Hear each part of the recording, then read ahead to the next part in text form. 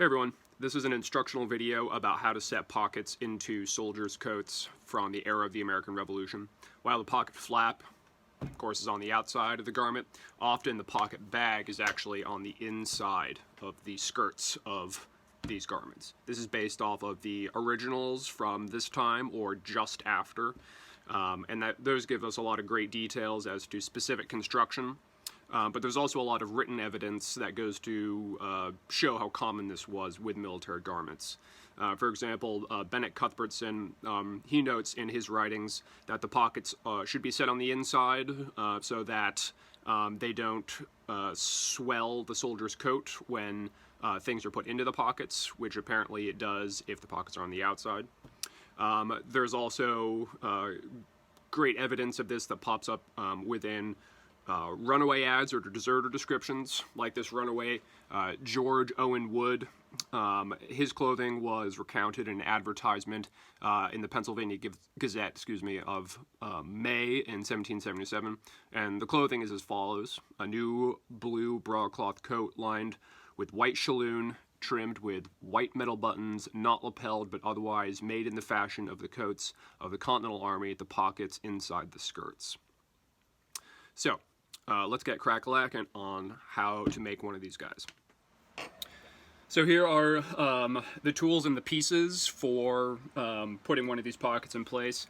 Goes without saying, needle, thread, and wax are going to be part of this process, as are your means of, say, cutting the pocket bags or the liner, and then to cut the threads as well.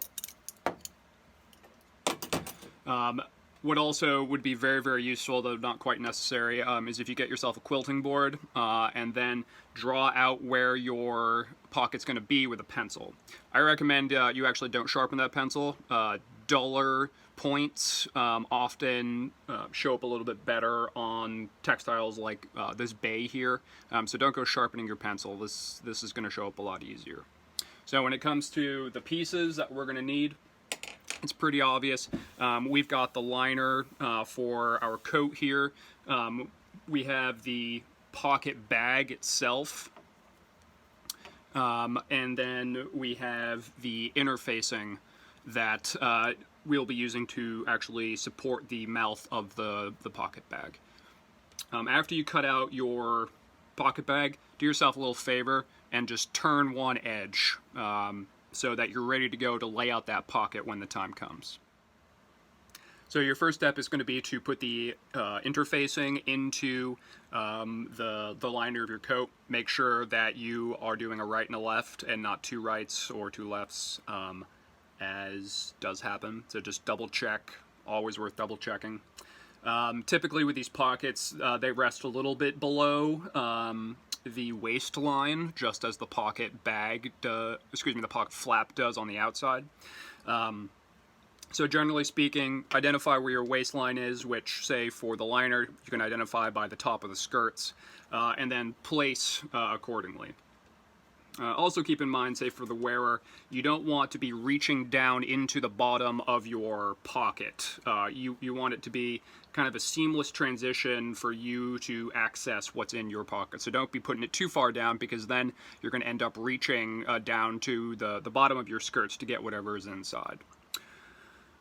Make sure that it is relatively-ish in the middle, often a little bit set back. Gives you room for the pocket to actually function, in that if you put it, say, closer to the edge, and then the skirts of the garment are going to get hooked back, you can often hook back the pocket as well, which can not necessarily be detrimental, but it does sort of lend to, poor construction. So make sure when you're visualizing where your pocket is going to lie, it's out of the way of the rest of the functionality of the coat. So, first step would be to do a spot stitch in order to attach our interfacing to the liner of our coat.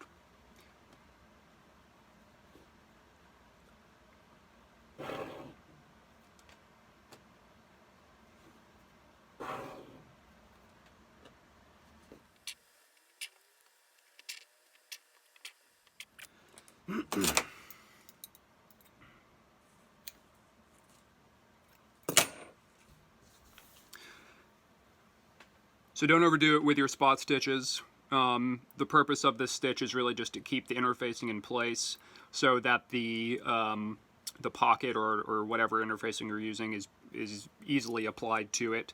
Don't worry if you see small stitches on the outside. You're really not going to notice them, nor does it really matter. But the idea being is you only really want to catch a couple yarns or two on the outside, so you're not really going to see where that interfacing is. So the next step is going to be to draw out where your pocket is going to be. And this is where the dimensions of said pockets does become important, because it's not like it's any shape that you want. They are distinctly long, thin rectangles, or in some cases the textile is just slashed and then the material folded under, creating this weird and then often misshapen oval-looking pocket opening. Most of the ones that I am familiar with are a rectangle that is about 5 or 6 inches in length and then 1/2 inch to 1 inch wide. Personally, I like the 1/2 inch by 6 inch look, often because when it opens up, it's going to be a little bit more than 1/2 inch, and it has a pretty smart appearance to it. But in essence, with your quilting board, and make sure you're drawing over where you have placed your interfacing, draw out where your pocket's going to be.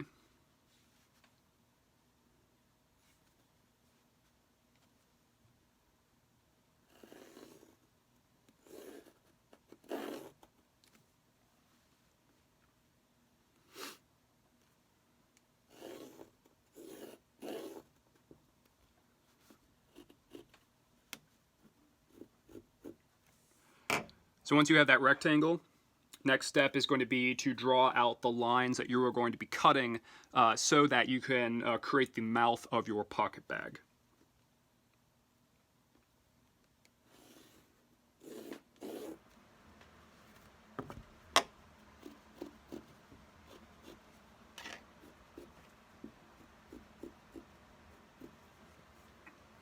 So in essence, you're cutting the line that goes right down the middle, and then you're also cutting the sides of the little triangles that you have drawn, so that you can fold it all back, creating that rectangle. So cutting is always scary, but have no fear.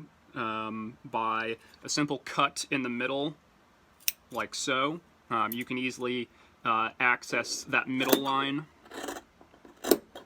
and then cut with some degree of accuracy.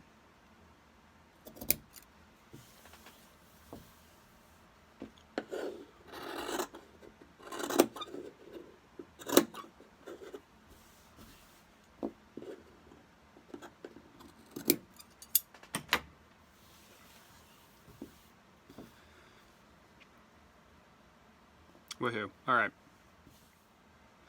So working from the inside, your next step is going to be to baste open what you have cut so that you can accurately apply your pocket.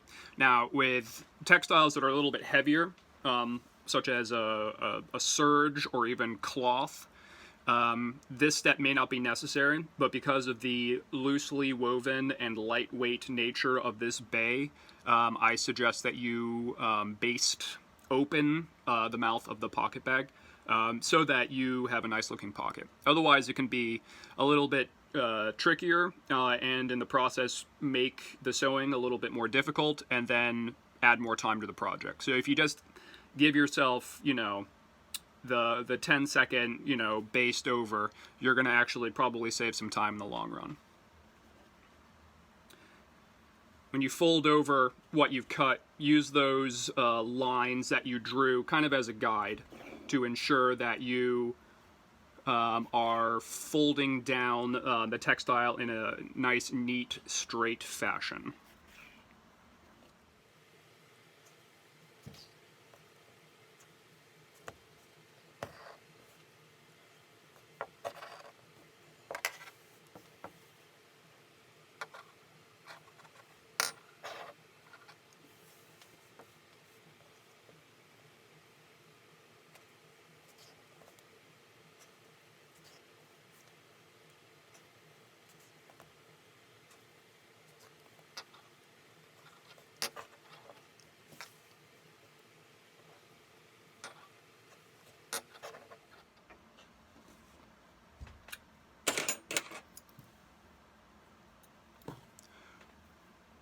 Once all basted, make sure that you go and iron that so that you have nice crisp edges and a firmer opening to the pocket bag. Now it's time to set the pocket bag to the mouth of your pocket. So take that folded edge and then lay it along the bottom folded edge of the opening in a way that the two folded edges, that is, of the pocket bag and of the mouth, are flush with each other. And by that I mean one is not set above, one is not set behind, they are equal with each other. And then you're going to want to baste this down and then also baste the rest of the pocket bag in place.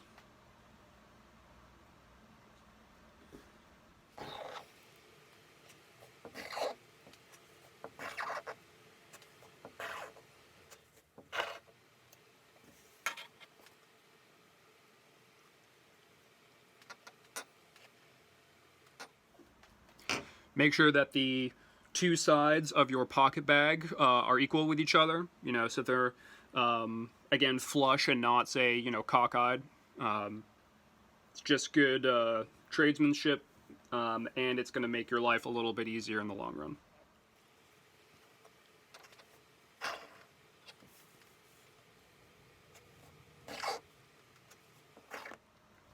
In order to ensure that when you're basting the top, you're getting in the right place, you can feel the turned edge of the top of the opening of the pocket through the linen of the pocket bag. And so that little bump will give you enough indication of where you want to baste along that line.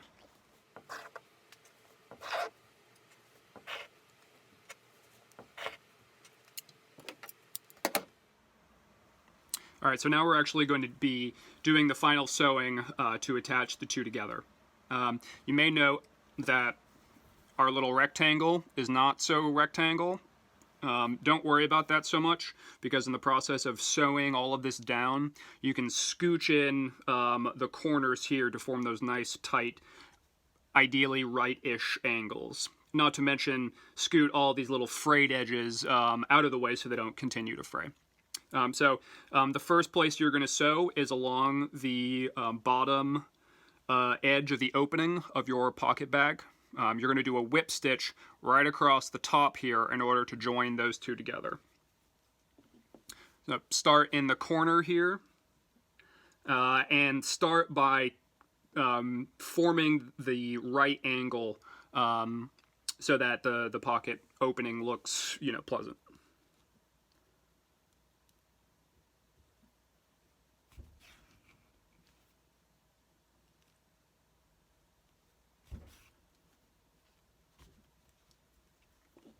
And don't do that.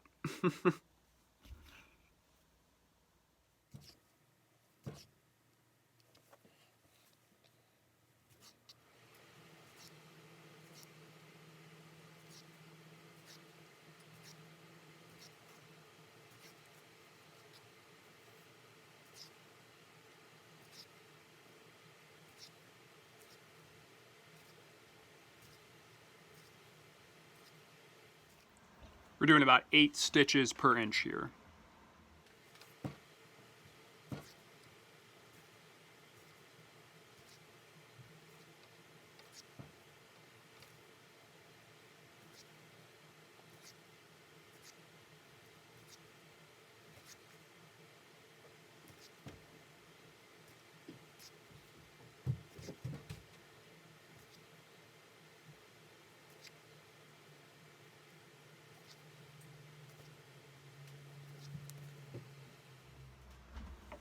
One key feature is to ensure that you can get your hands around what you're working on, and that will dramatically increase your control over the garment as you're sewing it, and overall it will produce better stitching.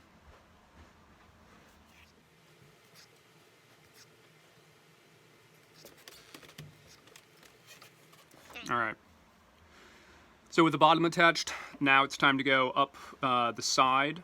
And we're not going to do a whip stitch, instead we're going to do a buttonhole stitch. The reason being is that most of the tension on the opening of the pocket is going to be on the sides as the pocket itself weighs down the liner. And so the buttonhole stitch right along the side here is going to give you, or rather give the pocket the strength that it needs not to sag so dramatically.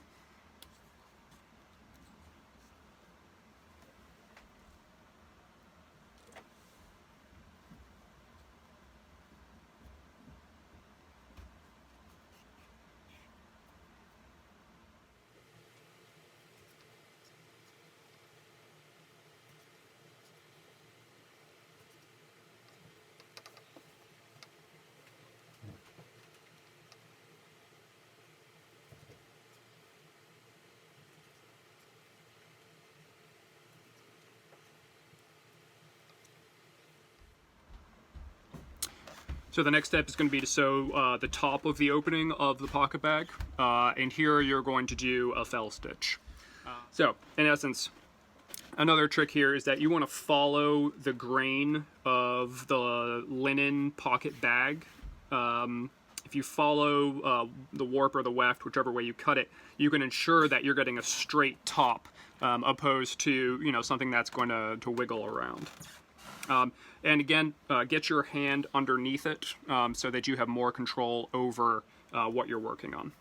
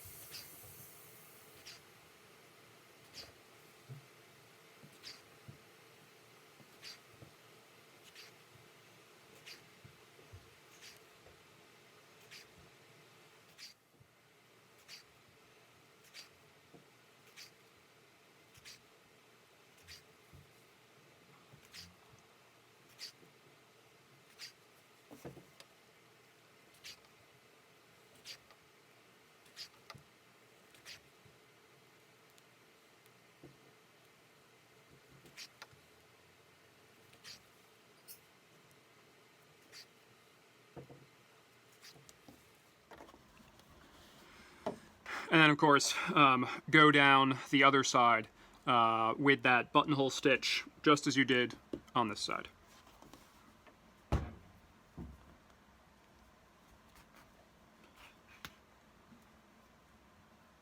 And then after you've done that, make sure that it gets all that love that the iron can provide, steaming it so that it's nice and flat, so that when you go to do the next series of stitches, you're working with a nice flat textile.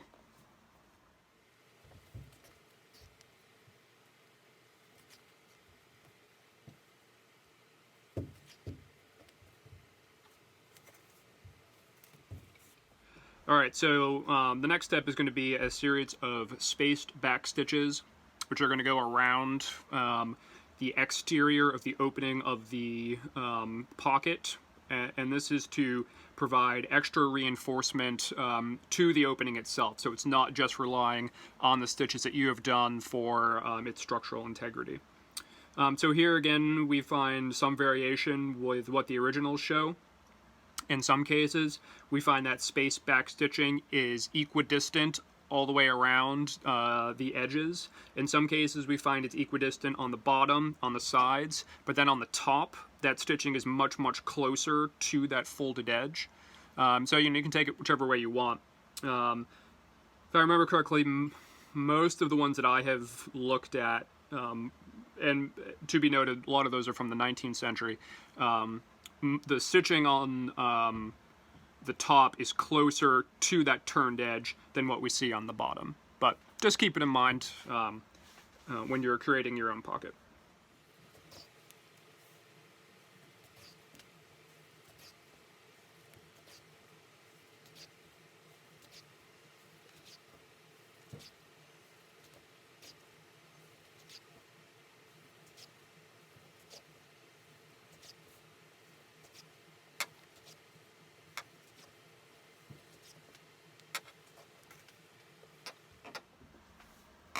Make sure too, of course, that you're not sewing your pocket closed.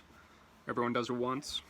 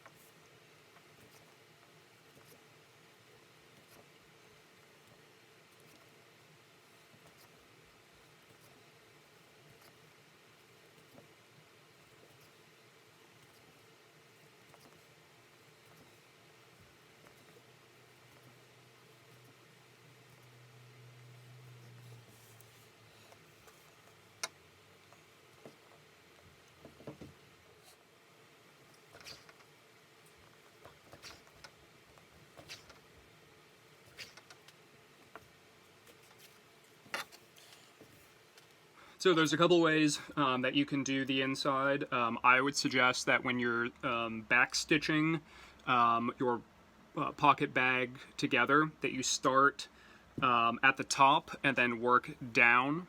The reason being is that if you do that, you are in essence pushing all of the material down to a formed point. Whereas if you start here and work up, you can push the material and then end up with a pucker like so, which means you'll have to take it all out and do it again. What you could also do as well is ideally we're going to be overcasting this edge too. What you could do is overcast the edge on both sides and then use that kind of as a basting stitch or pins in the same context to keep the two textiles together so that you can then go back and seam it. And that way the material is moving. Or is not moving, excuse me.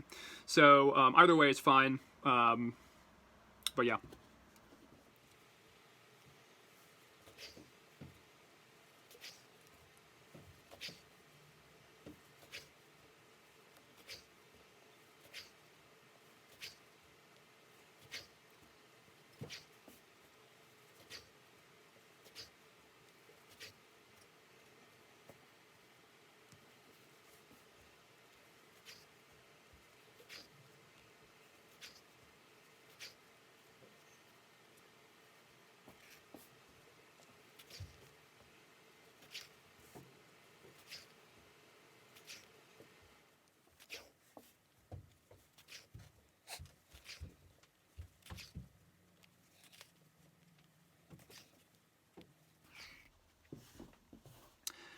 And then, without skipping a beat, just continue all the way back up, but overcasting these two edges with a whip stitch.